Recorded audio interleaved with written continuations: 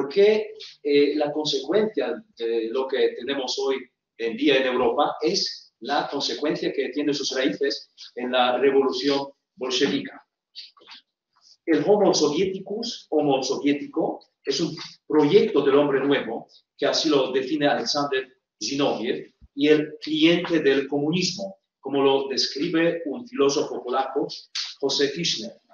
No son los mismos términos, pero para entender qué es el Homo soviético, ya que indican dos aspectos diferentes de estilo de la vida, de manera de pensar e interpretar el mundo. La cuestión fundamental de este análisis nos lleva a la conclusión de que el Homo soviético no es solo un ser humano reducido al contexto del sistema comunista, sino que podemos hablar de un ethos de Homo soviético asimilado por el hombre moderno.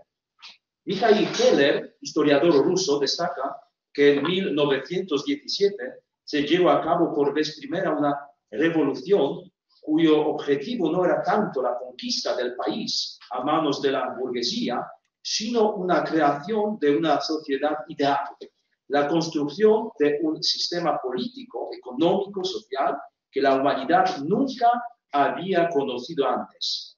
La intención de Lenin era llevar a cabo un proyecto de un hombre nuevo, crear un nuevo tipo de ser humano a partir del material biológico ya existente del hombre capitalista. El Estado ruso se convirtió en un campo de experimentación donde el ser humano se convirtió en un material utilizado para producir un nuevo ser, viviendo en una nueva sociedad utópica. Los varios estudios ideológicos de este tiempo han sugerido que este nuevo tipo antropológico sea la forma más elevada en el proceso de la evolución del Homo sapiens. Además, el proceso de la construcción del hombre soviético fue un largo proceso que duró varias décadas del siglo XX, por lo tanto, abarcó al menos 3 generaciones, lo que llevó a la creación de rasgos característicos de una nueva generación del hombre. El surgimiento del hombre soviético fue precedido por ideólogos comunistas que pusieron en práctica la idea de crear un nuevo tipo de ser. Este hombre viviría en un país perfecto, aunque su creación final requería el más alto sacrificio, una apertura al sufrimiento e incluso a la muerte en el nombre de un proyecto antropológico innovador. Lev Trotsky consideraba que el hombre soviético debe estar por encima de sus debilidades, emociones. Su objetivo es tomar el control de sus propios sentimientos, elevar sus instintos a las alturas de la conciencia para crear un tipo socio-biológico superior, o usando la frase nietzscheana, un superhombre. José Fischner, el filósofo polaco ya mencionado en su ensayo Homo soviético, pregunta: ¿quién es Homo soviético? Y responde claramente que es un ser abstracto, que no se le puede capturar y exponer como una mariposa en el escaparate de un museo. El filósofo polaco explica que es un fenómeno difícil de describir y que nunca y en ninguna parte se presenta plenamente. Aunque no encontramos ningún Homo soviético concreto, las huellas de su presencia son visibles en varias sociedades que durante décadas han sido adoctrinadas ideológicamente por el sistema totalitario. Tischner da un significado ligeramente diferente que Zinoviev, más referente al contexto polaco de la época comunista en Polonia.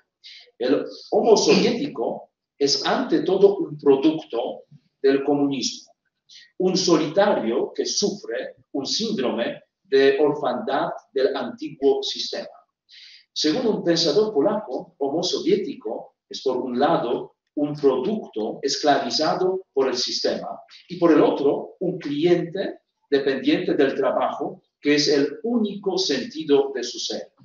Tiene ilusión, posee el poder y tiene alguna influencia en su destino, pero realmente parece a un títere en las manos del sistema, Sin embargo, toda su existencia y sus circunstancias vitales solamente son una alucinación creada por el sistema. Este hombre, siendo esclavo, por absurdo que parezca, se siente satisfecho de su destino.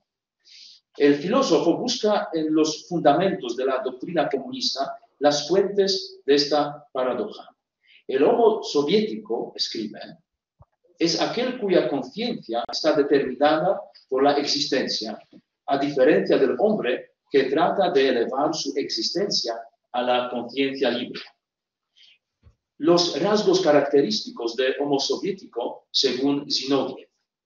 Él subraya los rasgos negativos de aquel producto antropológico del sistema comunista.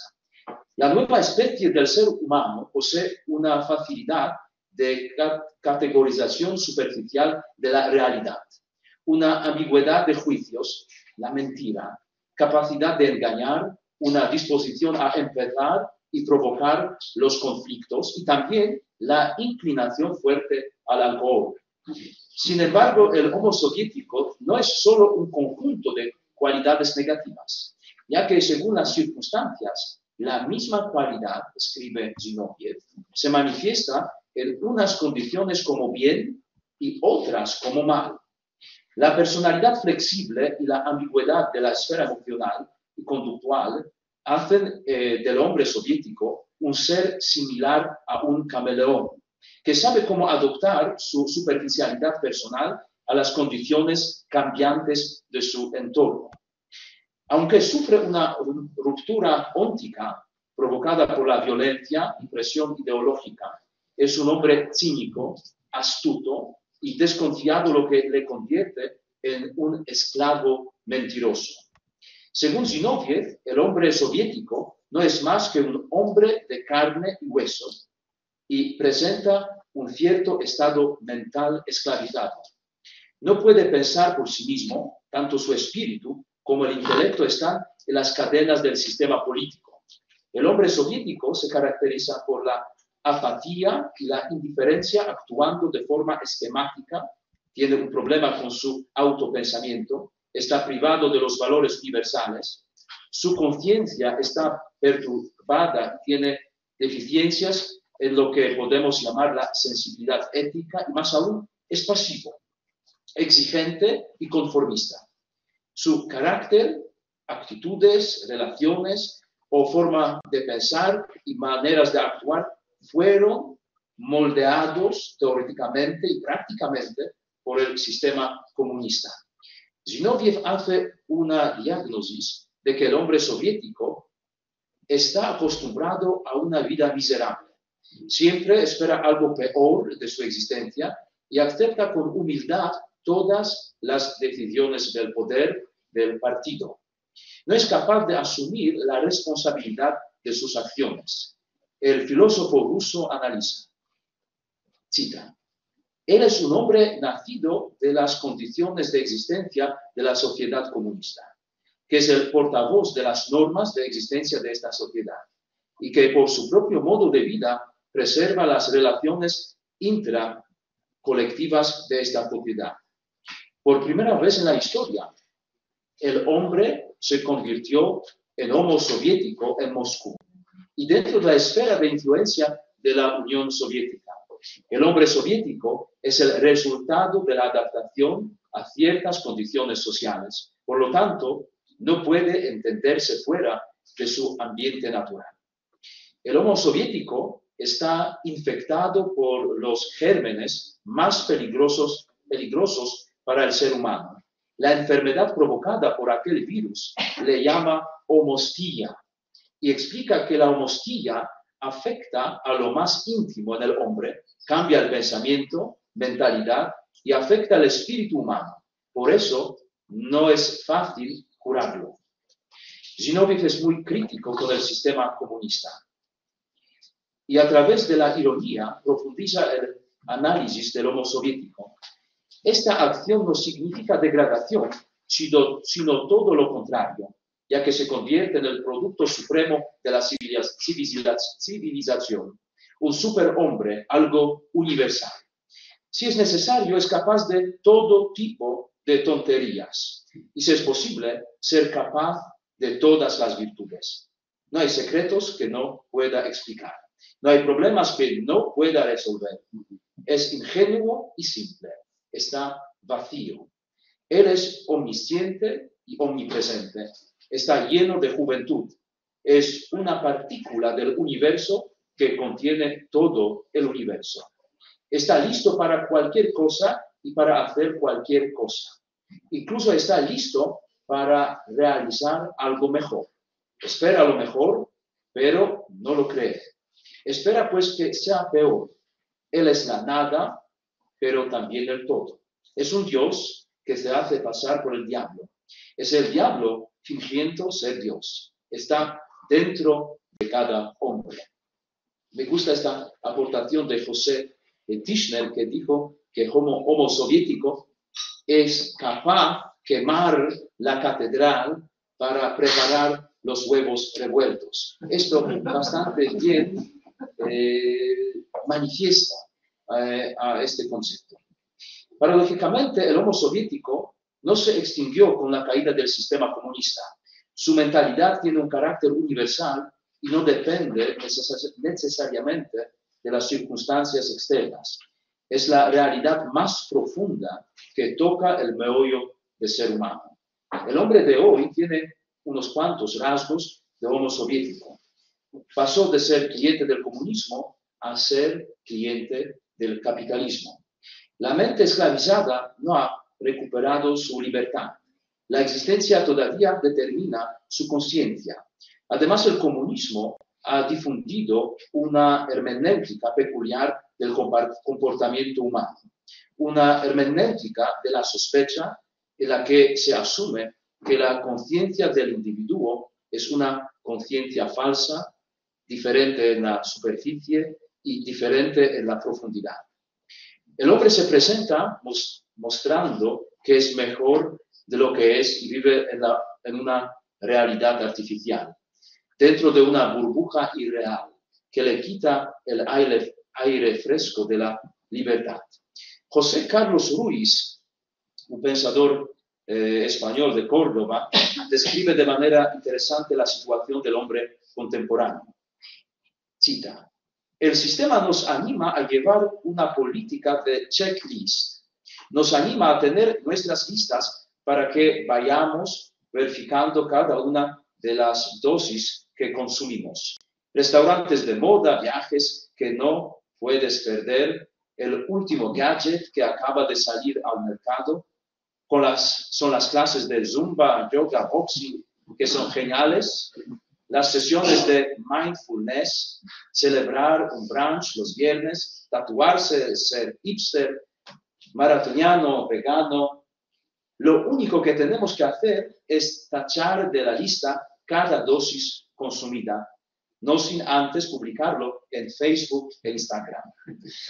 El filósofo cordobés explica que hoy en día falta la reflexión crítica y que en la sociedad de la hiperacción domina la dictadura de la acción de poseer. Soy lo que poseo.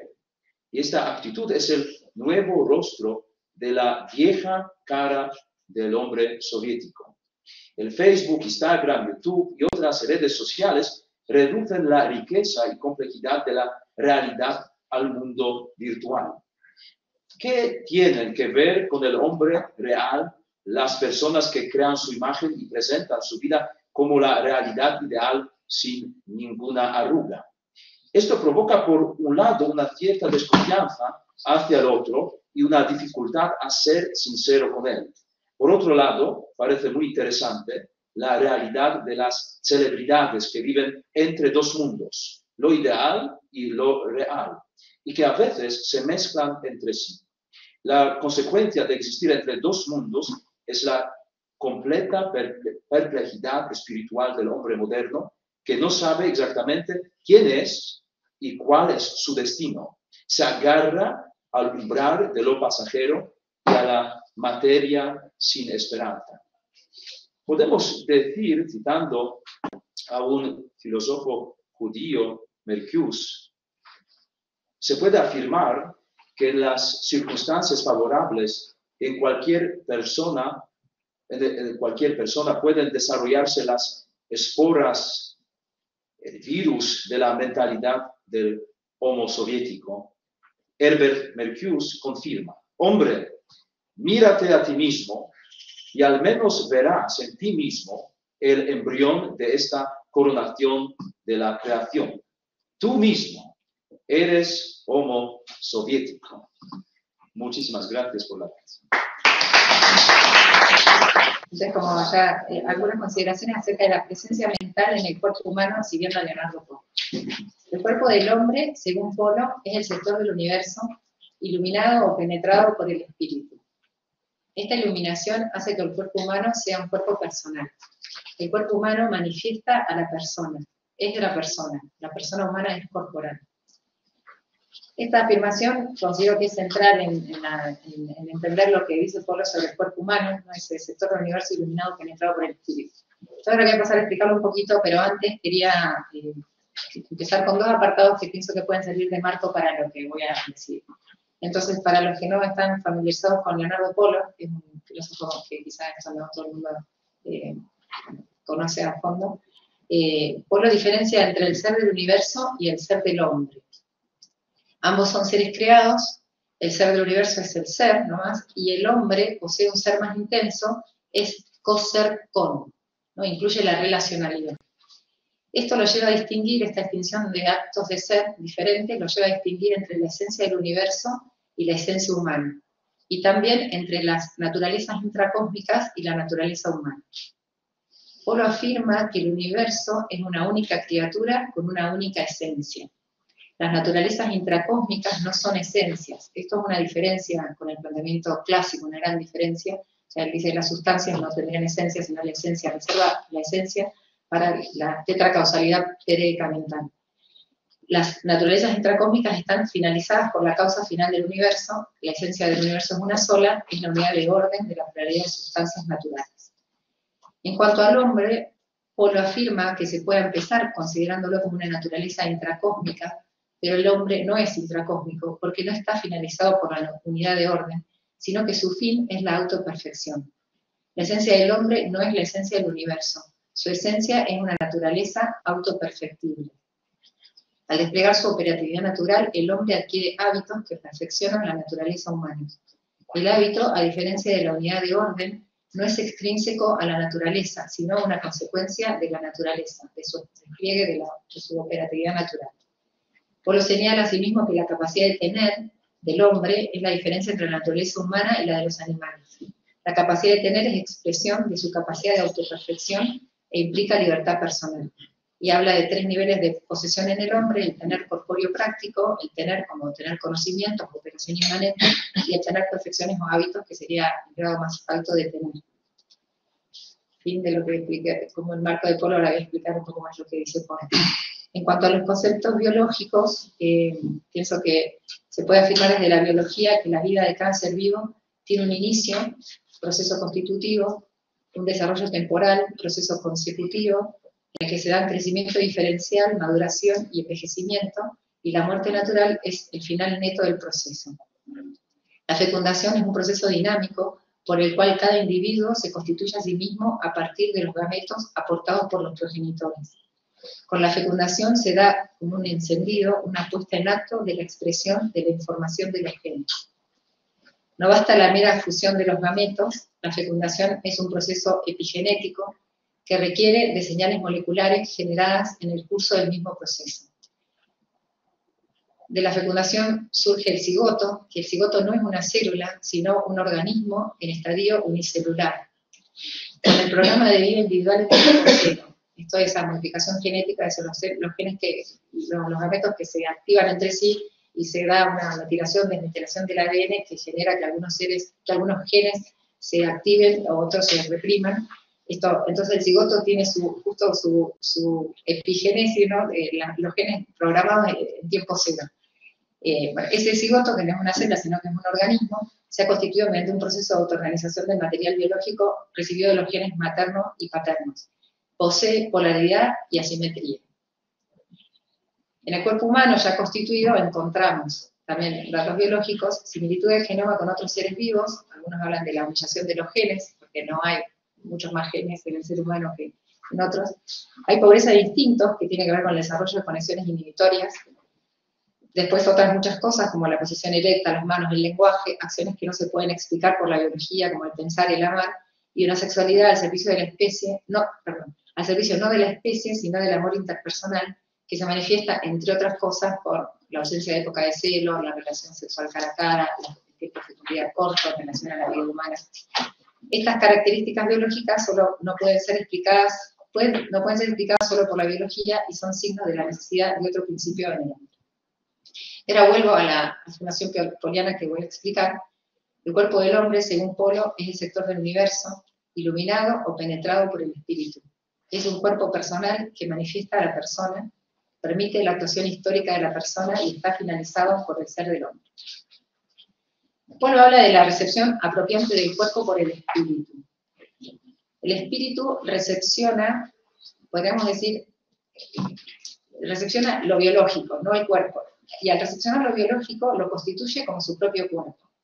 En el momento de la fecundación, en que los gametos se encuentran y se activan mutuamente, el espíritu interviene y se apropia del cuerpo o lo constituye como propio.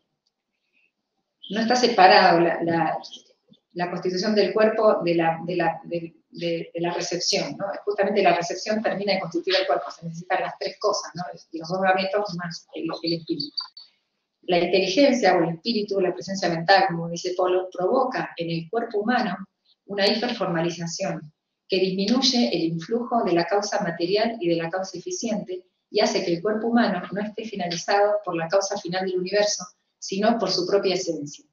Esta es la explicación poliana de por qué el cuerpo humano está finalizado, ¿no?, por el ser del hombre. El cuerpo humano no es intracósmico por este motivo, o no es enteramente intracósmico, porque no depende del ser del universo, sino que pasa a depender del ser personal. En cuanto al cuerpo, Polo afirma que, 5 afirmaciones que voy a explicar, digo primero las 5 afirmaciones y después las explico. El Hijo añade vida al cuerpo, o el viviente, o el espíritu.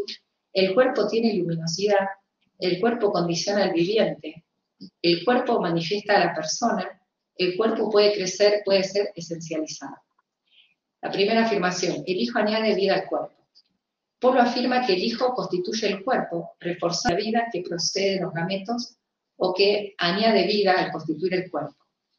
Esto implica dos cosas. Para Polo, ¿no? Que para Polo el principio espiritual no sustituye la forma biológica, sino que la refuerza. Hay una información que proviene de lo biológico. Las células sexuales son sumamente potenciales porque tienen la información, y esa información es condición necesaria, aunque no suficiente, para la constitución del cuerpo humano. El espíritu humano no puede reforzar cualquier materia. Esto aleja al fantasma de la materia prima, ¿no? El espíritu humano no puede reforzar cualquier materia, sino solo las células sexuales activadas mutuamente. Y la segunda consecuencia de esta afirmación, que el Hijo constituye el cuerpo reforzando la vida que procede de los gametos, es que como el espíritu añade, decíamos antes, la hiperformalización que produce un ser más intenso, la vida humana depende del viviente, depende de la persona. Y esto hace posible que el cuerpo humano sea manifestación de la persona y que también el crecimiento del cuerpo dependa de la persona. El cuerpo tiene luminosidad. Para Polo, la recepción del cuerpo por el espíritu, sabiendo que no recepciona el cuerpo sino lo biológico, orienta el cuerpo desde lo que él llama el retraso del mundo físico hacia la presencia. Esto Polo lo llama sincronía. La esencia humana no solo dispone del cuerpo, sino que simultáneamente lo refuerza. Es decir, lo ilumina y le aporta. O podría decirse que no sería capaz de disponer del cuerpo propio sin ese refuerzo, sino lo ilumina y le aporta. La recepción del cuerpo por la esencia humana comporta un cambio radical en el cuerpo, lo hace humano. No hay cuerpo humano sin espíritu. No solamente no es viable el cuerpo humano sin el espíritu, sino que no es cuerpo humano. Desde el momento de la recepción del cuerpo, recepción apropiante o constituyente, el cuerpo, como decía antes, deja de depender de la concausalidad del universo y pasa a depender del fin de la persona humana. Y por eso el hombre dispone de su propio cuerpo. Y según Polo, esto es más difícil quizás de explicar, o por lo menos con mis herramientas, el cuerpo pasa a ser un hecho incomparecido. habla de los distintos sentidos del hecho. El cuerpo permite el conocimiento objetivo y es un instrumento que hace posible la acción humana en la historia, pero es como que está por debajo, y a eso le llama uno de los sentidos del hecho para Polo. Y esto implica que la esencia aporta y refuerza o ilumina el cuerpo, hace decir a Polo que solo deteniéndose en su esencia el hombre puede comprender su cuerpo. Y Polo habla de las distintas dimensiones del abandono del límite mental, y él habla de la cuarta dimensión del abandono del límite mental, que sirve para estudiar la esencia del hombre, y la segunda dimensión del abandono, que sirve para estudiar la esencia del universo. Entonces él dice que desde la segunda dimensión del abandono del límite mental, en realidad se puede entender el cuerpo como un cuerpo intracósmico, pero no se entiende la peculiaridad del cuerpo humano, que eso solo se hace cuando uno estudia la esencia del cuerpo humano a través de la cuarta dimensión del abandono. Tercera, esto es lo más difícil que quizá. El cuerpo condiciona al viviente. Tercera afirmación. El cuerpo humano permite y limita a su vez la manifestación personal. La manifestación esencial requiere de crecimiento, maduración corporal y del correcto funcionamiento del cuerpo. Las enfermedades, las discapacidades, el envejecimiento pueden limitar la manifestación de la intimidad personal y las acciones que el hombre puede realizar, pero también pueden ser fuente de un gran crecimiento personal y por lo tanto de un gran crecimiento esencial. Si con la muerte se pierde el mundo y la historia, según Polo, podría decirse que una persona muy enferma puede ya tener muy poca capacidad para manifestarse históricamente, pero eso puede ser compatible con el hecho de que pueda seguir creciendo personalmente en esas mismas circunstancias. Y esto creo que puede servir para hablar en contra, ¿no? Oponerse a la eutanasia, ¿no? Porque el hombre puede no tener mucha capacidad para manifestarse, pero sigue siendo persona que puede estar creciendo. El cuerpo, sigue siendo, no puede ser. El cuerpo manifiesta a la persona, cuarta afirmación. Desde el punto de vista biológico, el cuerpo humano es el que nos permite identificar a la persona en su identidad física. Además, el cuerpo manifiesta a la persona porque la persona dispone de su cuerpo. El cuerpo es condición sine qua non para la manifestación personal. La persona se manifiesta y manifiesta su riqueza a través del cuerpo, actuando en la historia, constituyendo dones que construyen la cultura. El hombre ama con el cuerpo. Último punto, el cuerpo puede crecer, puede ser esencializado. Polo afirma que el crecimiento del cuerpo lleva al cuerpo del antes, que sería el retraso del mundo físico, del universo, hasta la presencia mental, y que la esencialización del cuerpo, crecimiento en virtudes, se corresponde con el crecimiento del cuerpo. La esencialización del cuerpo se inicia con la recepción apropiante del cuerpo o de lo biológico y culmina con la resurrección, o en la resurrección. El crecimiento personal redunda a su vez en el cuerpo. Las virtudes, consideradas tradicionalmente huellas de la inteligencia en el cuerpo, implican crecimiento corporal o la esencialización del cuerpo, que no solo aumenta la luminosidad del cuerpo en orden a manifestar el espíritu, sino que aumentan la libertad del espíritu en orden a disponer de su cuerpo. Las virtudes provocan una huella en el cuerpo, en el punto de vista biológico, se modifican las conexiones interneuronales y los circuitos, y eso condiciona el actuar posterior. Pienso que quizá se podría pensar que así como el crecimiento en virtudes comporta una esencialización mayor del cuerpo, una mayor disponibilidad del cuerpo por el espíritu, una mayor libertad, mayor capacidad dispositiva del cuerpo, el crecimiento en los vicios o la ausencia de virtudes comportaría una menor esencialización del cuerpo, una menor penetración del espíritu en ese cuerpo y una menor libertad. Entonces, concluyendo, creo que son 2 minutos. Perfecto. Los datos, voy a repetir un poco lo que ya dije, los datos biológicos permiten afirmar por un lado que la biología no es capaz de explicar las peculiaridades del cuerpo humano en base a su dotación genética y que se requiere de otro principio vital que no sea la mera biología. Se podría afirmar que el hombre no tiene más biología, sino que tiene otro principio vital que le permite sacar mayor partido de sus genes. Gracias a la pobreza de instintos, que es posible gracias al desarrollo de las conexiones inhibitorias, es la base biológica de la expresión de la libertad humana y aumenta con la adquisición de virtudes que serían estas huellas del espíritu en el cuerpo. La afirmación poliana, el cuerpo humano es el sector del universo iluminado, penetrado por el espíritu, tiene una gran densidad ontológica y puede iluminar fuertemente la antropología. El cuerpo humano es un cuerpo personal, pero no porque pertenezca a la persona, que también, sino porque iluminado, penetrado por el espíritu, no es, como dije antes, un cuerpo intracósmico, ya que depende del ser de la persona. No se puede comprender al cuerpo humano al margen del espíritu, porque el cuerpo humano no solo no es viable, sino que no es al margen del espíritu. Por ser un cuerpo personal, el cuerpo es capaz de manifestar a la persona, a su vez el cuerpo limita la manifestación personal, la manifestación esencial requiere del crecimiento, maduración corporal y del correcto funcionamiento del cuerpo. Y el crecimiento personal redunda en crecimiento corporal que implica mayor esencialización del cuerpo. Muchas gracias. Quiero agradecer a la organización de la convención por la oportunidad de participar. También pido disculpas por no haber podido estar presente debido a los compromisos de trabajo. El objetivo de mi intervención es presentar la manera en que el filósofo italiano Gustavo Bontadini ha afrontado el problema relativo a la superación de la objeción propia de la filosofía moderna y específicamente kantiana relativa a la imposibilidad del acceso al ser por parte del pensamiento, es decir, según el cual el pensamiento sería cerrado, por decirlo así, en sí mismo. Por lo tanto, capaz de alcanzar solo los cogitata, también llamados fenómenos. El pensamiento, en nuestros términos, estaría encerrado en la propia interioridad, más allá de la cual estaría el ser mismo. Antes de continuar, me detengo brevemente en algunas notas biográficas de Bontadini. Nacido en Milán en 1903 y muerto en 1990, fue uno de los primeros estudiantes de la recién creada Universidad Católica de Milán, fundada por el padre Agostino Gemelli en 1921, en la que nuestro filósofo enseñará durante muchos años, convirtiéndose en uno de los filósofos más estimados y significativos, no solo del Ateneo milanés, sino en todo el panorama italiano. En la Universidad Católica, el joven alumno pudo asimilar las estructuras del pensamiento propias de la neoscolástica italiana, abierta a la confrontación con las corrientes filosóficas más importantes de la época, y especialmente en el ámbito italiano con el neoidealismo de Giovanni Gentile.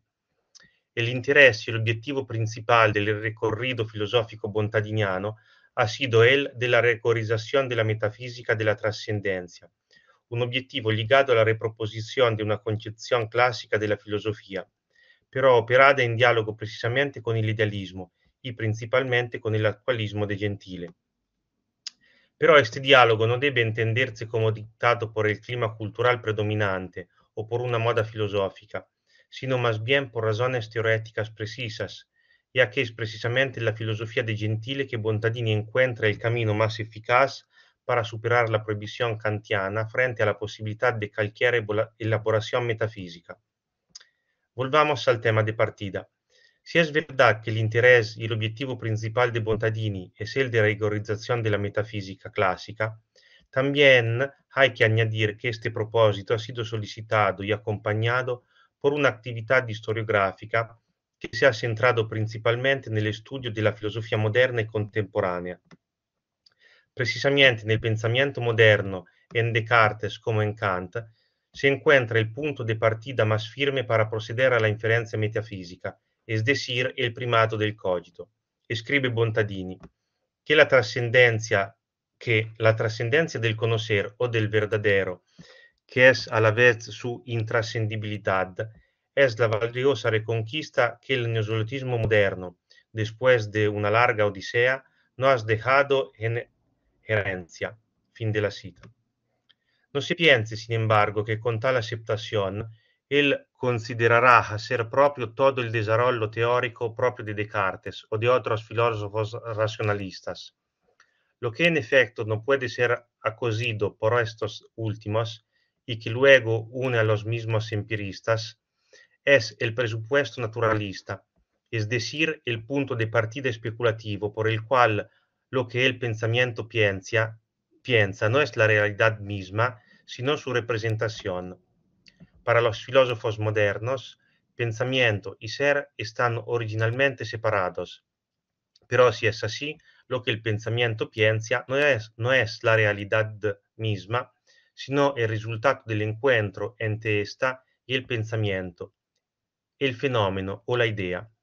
El fenomenismo es, por lo tanto, el aspecto común de la filosofía moderna, que Bontadini rechaza por estar fundado sobre una premisa injustificada, por lo que la realidad es externa al pensamiento. Procedamos con orden. La filosofía cartesiana parte dalla oposición original de ser y pensamiento, y considera la idea como interna al pensamiento y opuesta a la realidad misma. Y sin embargo, Descartes considera también posible recuperar en el plano epistémico la existencia del mundo a través del llamado puente teológico. Kant, en cambio, levando las consecuencias extremas del dualismo gnoseológico, considera que la subjetividad está destinada a permanecer encerrada en el mundo fenoménico, siendo imposible alcanzar el ser mismo, pero de esta manera condena la imposibilidad de la misma ejecución del proyecto metafísico. El idealismo hegeliano y aún más el actualismo de Giovanni Gentile muestran en cambio la contradicción de la cosa en sí y reabren la posibilidad de la metafísica, reafirmando la originaria disponibilidad del ser para el pensamiento. Es precisamente el idealismo el que pone de manifiesto la imposibilidad de que el pensamiento permanezca cerrado en su cogitata, como quiere la filosofía de Kant. Esta oposición será superada, como se ha mencionado, por el idealismo, sobre todo mediante la puesta a la luz de la contradicción de la cosa en sí kantiana, como otra por el pensamiento. En el momento en que se piensa que algo es externo al pensamiento, en este pensar, eso ya no es externo. Entonces, se podría inducir a considerar que todo está dentro del pensamiento y que, por lo tanto, de nuevo, no se da acceso a la realidad misma, siendo ésta irremediablemente absorbida en los eslabones del pensamiento. No, responde Bontadini, no hay razón en el pensamiento. Es posible cerrarse solo en la parte, pero, data la infinidad del pensamiento, su intrascendencia, estar cerrados en el pensamiento equivale a estar abiertos al ser, a la realidad misma. Entonces vuelve a estar inmediatamente disponible para el pensamiento. Sin embargo, queda por preguntarse si el uso del idealismo no implica también la asunción de la metafísica idealista, es decir, si el autor hubiera tenido en cuenta el alcance ontológico y no solo gnoseológico de la filosofía idealista. En efecto, con el idealismo se tiene una subjetivación radical del ser, una comprensión del ser como subjetividad. El ser se concibe como la inmediatez del sujeto, como el sujeto que aún no se sabe tal, y no como la otra dimensión de la realidad que se opone al sujeto. En realidad, hay que tener en cuenta las recurrentes ocasiones en las que el filósofo milanés cuenta con el idealismo en su vertiente metafísica.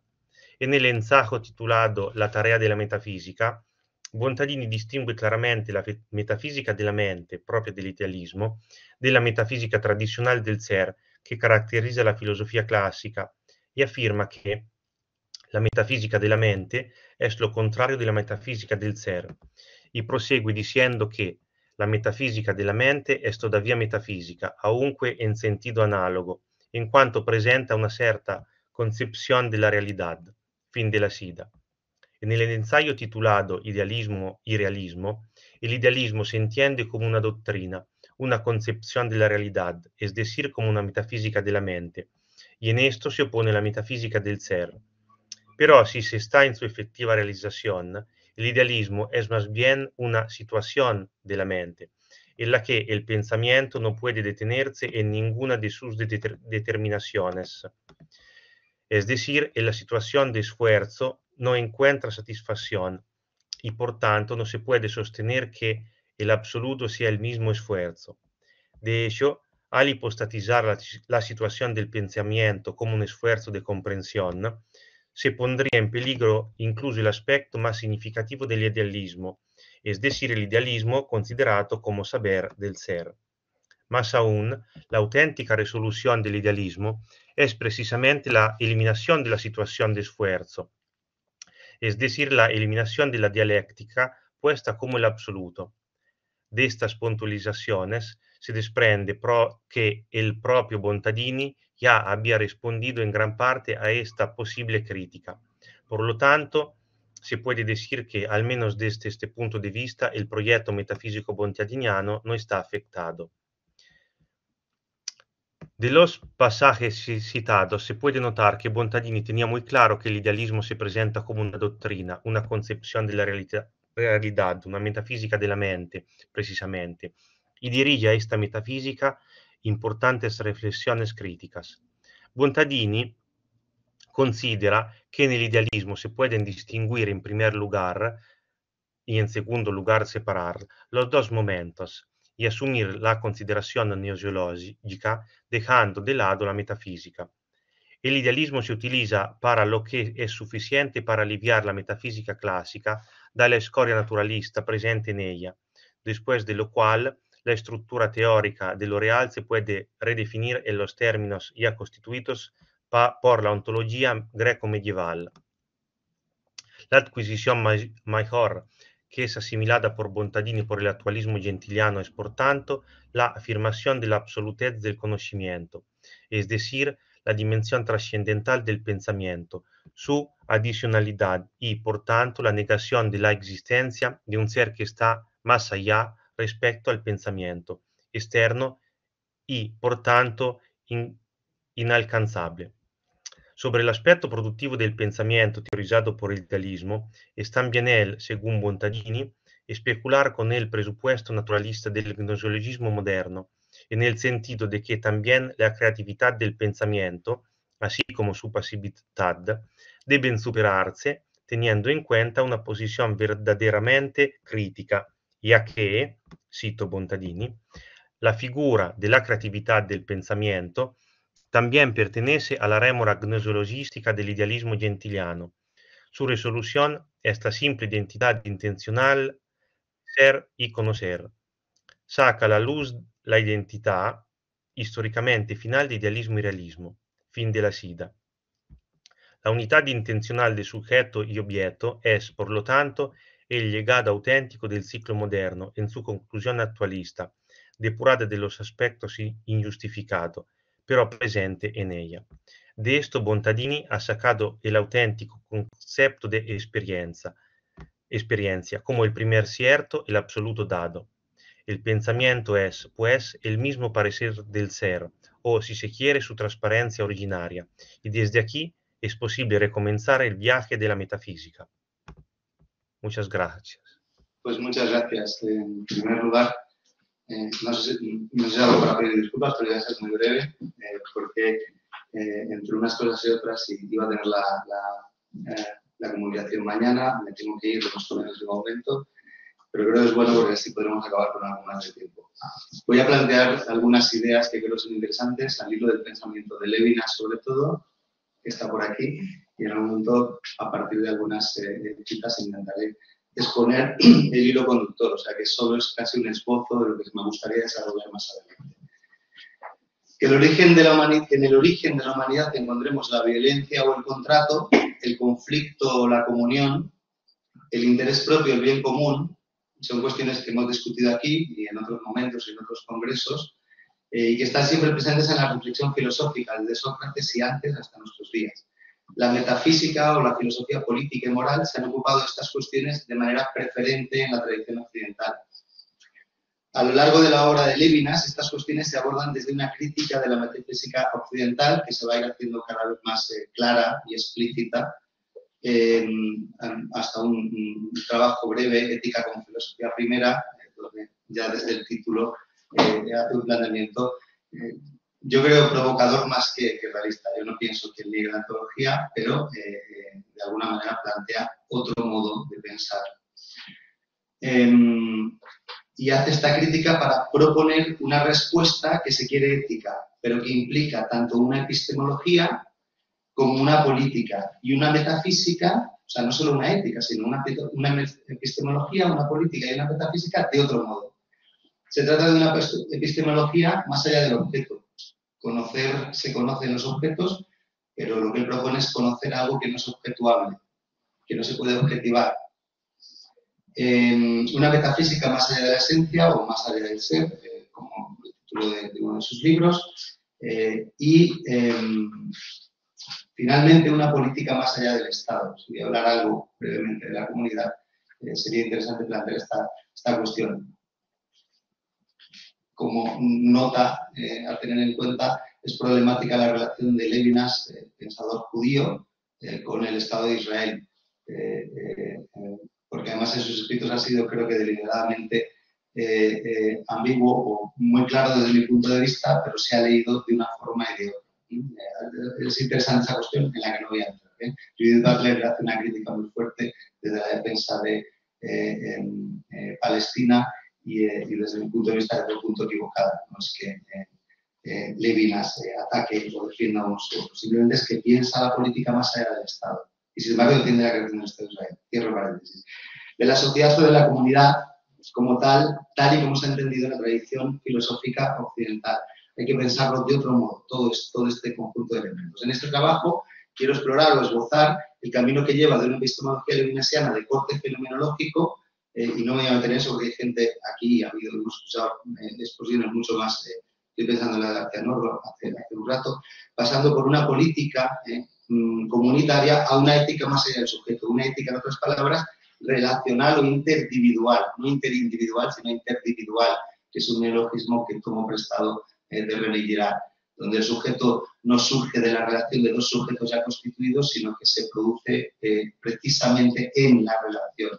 De manera que no podemos hablar de una relación interindividual, donde los individuos preexistirían en esa relación, sino que es la relación la que genera el sujeto. Esto está en el origen del problema que quiero tratar. Hay personas sin comunidad, es decir, podemos decir que hay sujetos sin comunidad que deciden realizar un contrato con otros sujetos como él, o de la comunidad emerge el sujeto como tal, emerge la persona como tal. Viene a ser una pregunta como la del huevo y la gallina, interesante, pero yo creo que ahí está el núcleo de toda la discusión en filosofía política, metafísica y en epistemología. Bien. Al recorrer este camino podremos contemplar una interioridad o una conciencia o autoconciencia que nace o que se reconoce al salir el ego o el mem del sí mismo, de su solipsismo, acogiendo al otro que irrumpe en el ámbito de lo suyo, de lo propio, de aquello de lo que se ha apropiado, de aquello que ha, dice Levinas, lo que ha apresado, lo que coge, en inglés lo traducen con el verbo grasp, que es como agarrar, ¿no? Lo que uno agarra casi de una forma instintiva para hacer lo suyo, ¿no? El otro irrumpe en lo suyo, en lo mismo, y rompe esta posesión, ¿no? En este gesto de acogida, que no es de apropiación o de posesión, aunque los padres podamos querer apropiarnos de nuestros hijos y poseer sus vidas y dirigirlas, o la de los otros, la de nuestros hermanos, nuestros compañeros de trabajo, etcétera, etcétera. Sin embargo, el otro irrumpe y parece que desbarata nuestros planes de dominio. Este gesto de acogida, que no es de apropiación o posesión, no puede hacerse con el otro. No puede hacerse este gesto con el otro. Primero, patencia o pasividad. Este otro es primero patencia o pasividad. Y luego movimiento de salida. Perdón, no el otro, el yo. Primero, al recibir al otro no puede más que recibirlo pasivamente. Es algo que adviene, que sucede. Y luego movimiento de salida, de contracción, de hacerle espacio al otro. Estaba pensando esta mañana en la presentación de Sara Gallardo cuando ha hablando de Sloterdijk, ¿no? Ha hablado de los movimientos, de cómo en el útero, ¿no? Se hace espacio para que aparezca otro ser, lo que en la mística judía se llama el Tzimtzum, el movimiento de contracción de Dios para dar espacio a la creación. Pero eso es otra historia. Bien. Hacer espacio al otro, aparece en esa patencia, en esa pasividad, en esa contracción, aparece la interioridad, que no es una interioridad que poseamos ni siquiera nosotros, y esta sería mi tesis fundamental, no es mi interioridad el lugar donde yo me encuentro, sino que la interioridad aparece en el momento en el que la hace aparecer el otro. Ni siquiera mi interioridad la puedo poseer, no es el lugar al que me retiro para no estar con el otro, esto es otra cosa, ¿de acuerdo? Sino es el lugar que aparece cuando aparece el otro y me obliga a mí pasivamente a recibirlo, a acogerlo y a hacerle espacio dentro de mí. En ese momento aparece la interioridad y en ese mismo momento aparece también lo que podríamos denominar la comunidad, ¿de acuerdo? Es un conocimiento que se desconoce, es un conocer lo desconocido sin agotarlo, pensar lo impensable desde Descartes, y recordemos ahora la conferencia fantástica del profesor García Norro, de este conocer que es nuevo y que pongo en cursiva, y tal vez deberíamos decir este saber, por hacer referencia a la sabiduría y no al conocimiento. Él propone una sabiduría dentro de la tradición judía, ¿no?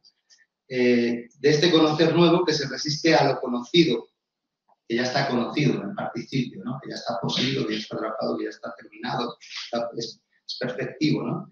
Que se resiste al participio y se presenta como verbo. Surge la comunidad, que es primero la del maestro y la del discípulo, y hay páginas fantásticas en Realidad Infinito sobre la relación entre maestro y discípulo. Hay entre ambos un decir que no es aún lo dicho, ni debe serlo, y esta diferencia entre el decir y lo dicho que está presente en Levinas, en todos sus análisis del discurso, de la comunicación, tanto en Realidad Infinito como en De otro modo de ser. Hay entre ambos un decir que no es aún lo dicho, ni debe serlo, un conocer que se resiste a convertirse en lo conocido, en tanto poseído, absorbido como propio. La interioridad se abriría así como el espacio propio de lo relacional, una soledad acompañada.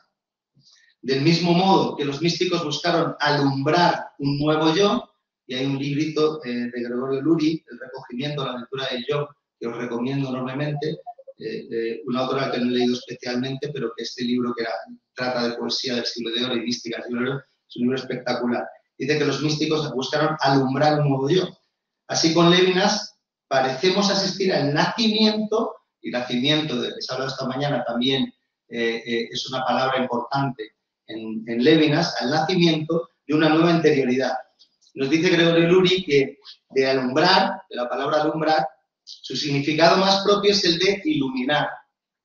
Alumbrar como dar a luz, pero dar luz, iluminar. Mantengamos ese juego de palabras, ¿no? Pero como se puede iluminar el entendimiento, significa también enseñar. Y ahí la referencia a la relación de maestro y discípulo y a la comprensión que en Levinas se da en la educación como algo, una relación de tipo bastante especial. Creo yo, y esto casi lo estoy pensando ahora, que por la distancia que ha de mantenerse, una distancia que implica la no posesión ni de uno ni de otro, del uno ni del otro, del maestro y del discípulo, esa distancia que se abre entre los individuos que permite que nazca lo relacional, ¿no? La aventura de la interioridad capaz de acoger al otro comienza en Levinas con el nacimiento del hijo. Concluye de la existencia al existente diciendo que la única forma, básicamente creo que es una de las citas que más he leído y casi me aburre volver a leerla, pero la intersubjetividad asimétrica es el lugar de una trascendencia en la que el sujeto, conservando con todo su estructura de sujeto, tiene la posibilidad de no volver, de no retornar fatalmente hasta el sí mismo, ¿no? De ser fecundo y, digámoslo, en una palabra, tener un hijo. Es decir, la salida de lo que podríamos llamar la totalidad del ser se produce en la fecundidad de tener un hijo. Tema este de la fecundidad que va a desarrollar el tiempo y el otro, donde va a aparecer la paternidad. Va a hablar de la maternidad muy, muy brevemente, va a hablar especialmente de la paternidad, que va a ser central en Totalidad e Infinito. Es un libro que si no se entiende, no se lee desde la paternidad como principio de socialización, no se puede entender. A pesar de que ya incluye un capítulo entero dedicado a la fenomenología del Eros, y que curiosamente, y con esto termino ya, en De otro modo de ser o Más allá de la esencia, va a aparecer, porque ya ha encontrado su lugar en todo el estilo de pensamiento levinasiano, la maternidad como imagen de lo relacional, de la relación con el otro, pero también de la relación con los otros, ¿no? Dice que la significancia de la sensibilidad, el uno para el otro mismo, es significancia preoriginal, donadora de todo sentido, porque es donadora. No se trata de que al ser preoriginal fuese más original que el origen, sino porque la diacronía de la sensibilidad, que no se reúne en presente de la representación, se refiere a un paseo irrecuperable preontológico de la maternidad. Les decía antes, no que fue antes la comunidad, que fue antes la persona, fue antes la maternidad. En estas líneas, mucho más complicado que esto, pero en estas líneas de Levinas, a mí me queda claro. Lo preoriginario para Levinas, ese principio anárquico de antes del origen, en el que se produce la posibilidad de toda relación y de toda comunidad, ¿no? Y de interioridad, porque se produce en esa interioridad, es la maternidad. Este sería para mí el hilo que me gustaría desarrollar más adelante y que os presento aquí como pues este hilo, ¿no? Del nacimiento del hijo, fruto de la relación neolítica, a la relación educativa y paterno-filial, a la socialización y a la dimensión de la comunidad, que aparece en de otro modo de ser, a partir de la subjetividad comprendida como sí mismo, a partir del exceso y de la desposesión, de la contracción en la que el yo no se aparece pero se inmola, es como la relación con el otro puede ser comunicación trascendente y no necesariamente otra manera de buscar la certeza en la que coincida consigo mismo. Es decir, el yo ya no va a salir a buscarse a sí mismo y a identificarse consigo mismo, sino que se va a producir una verdadera comunicación en esta nueva forma de subjetividad que él llama una conciencia no intencional. Digamos que sería una forma de completar, un suplemento, hablaba antes con Juan Pablo de esto, a Husserl, ¿no? A la conciencia intencionalidad, que los análisis de la intencionalidad del sujeto, pues él habla de una conciencia no intencional, porque viene donada externamente por el otro. Y ya.